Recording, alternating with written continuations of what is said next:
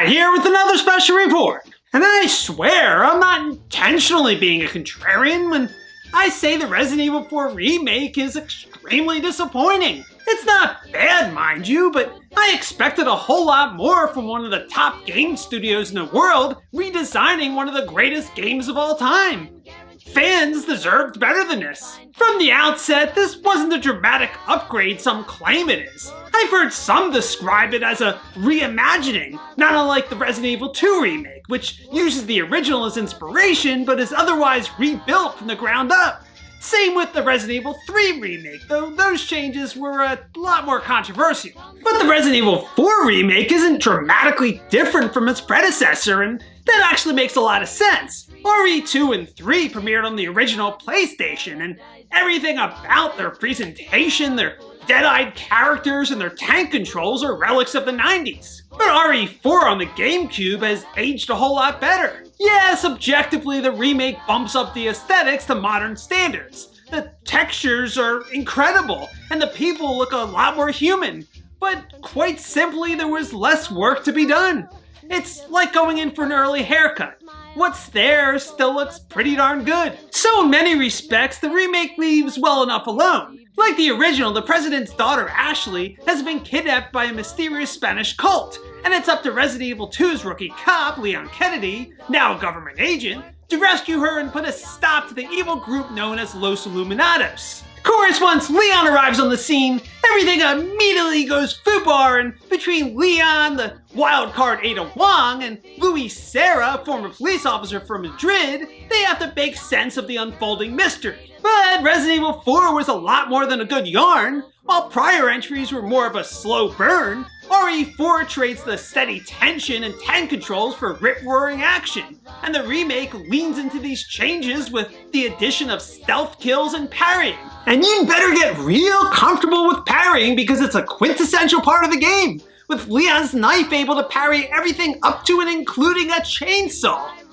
That is until your knife breaks, which is just loads of fun. And speaking of which, the Resident Evil 4 Remake removes QuickTime events, which fundamentally alters the knife fight between Leon and Krauser, and not for the better. How's this for a hot take? I don't mind QuickTime events, at least in Resident Evil 4. Knowing that a missed QuickTime input causes instant death dramatically ups the tension in the Leon-Krauser duel, and when you finally score a hit, it's thrilling. The remake swaps that excitement for a generic boss fight, even if you are limited to knives. And with QuickTime events gone, the remake also jettisons that hallway laser sequence that was a clever nod to the Resident Evil 4 movie. That's kinda sad. The bosses are the same mammoth Goliaths they've always been, but that's just it. What was innovative in 2005 is run-of-the-mill in 2023. But it's not just the similarities. Resident Evil 4 wasn't just a turning point for the series, it changed the very landscape of gaming, setting the new benchmark for AAA action titles. Games like Dead Space and The Last of Us owe a huge debt of gratitude to Resident Evil 4. So even if I were to judge the remake in a vacuum and not compare it to the original, I'd ironically conclude it was a cheap knockoff of its predecessor. But what about the one or two aspects of the original that haven't aged so well? Like, say, the occasionally cringe-tastic dialogue. You may be able to prolong your life, but it's not like you can escape your inevitable death, is it? Well, you'll be happy to hear the script received, let's call them cosmetic alterations. The writing has definitely been upgraded. Kinda. Nothing makes me want to vomit on my English degree, but Leon's dad joke level quips haven't gone away completely. Where's everyone going? Bingo?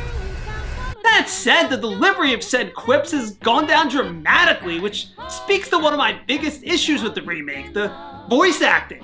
While the original script was an extra cheese pizza, the voice acting was on point. Here's my initial impressions of Leon. Let's just say, looking for someone. Well then, should be just another day in the office, right? Huh? I'm sure you'll do your best to help me. Yeah. Nick Apostolides, who also played Leon in the Resident Evil 2 remake, sounds like he took a few Ambien before stepping in the recording booth. Leon was never the most dynamic character. I mean, he was the rookie tossed headfirst into a zombie outbreak. He was just as clueless as we are, but he had personality. Especially by RE4 where he was a seasoned pro, and Paul Mercier's delivery was the cherry on top. But between the remake's Spartan script and Nick's extreme underacting, Leon's gone from a lovable quipmaster to a block of wood. Come to think of it, just about everyone took a serious nosedive in the voice acting department. Krauser is a bit too high-pitched. Long time no see, rookie. And he sounds far more like a creep than a badass mercenary. Long time, comrade. Salazar was a rambunctious delight in the original, chewing the scenery with a petulant whine and the serious Napoleon complex. But here he's been considerably toned down. Except for his hairpiece, which makes him look more like a golden girl than a conniving villain. But the worst offender might be Ada Wong, the Catwoman of Resident Evil, who constantly straddles the line between good and evil and never misses a chance to spar or flirt with Leon. Ada always had a sultry, seductive voice that fit her character perfectly. Leon. Long time no see. But in the remake, she sounds a lot more ordinary. The deal was, we get you out of here when you deliver the amber. Like a first grade teacher or a prying neighbor. I literally cringed every time this Ada opened her mouth. And hey, she's dressed more practically, though she's still got those combat heels. The Resident Evil 4 remake had its work cut out for it. The original was a seminal moment for gaming, and anything that's not equally innovative is gonna seem inferior, or at best, more of the same. And the parts that actually got worse, like the voice acting, are like rubbing salt on the wound.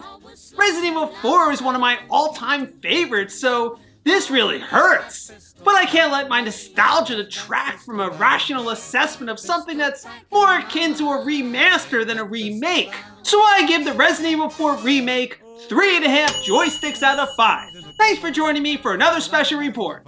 Please remember to like this video and subscribe to my televisual program, and I'll see you next time. This is Jimmy Midnight signing off.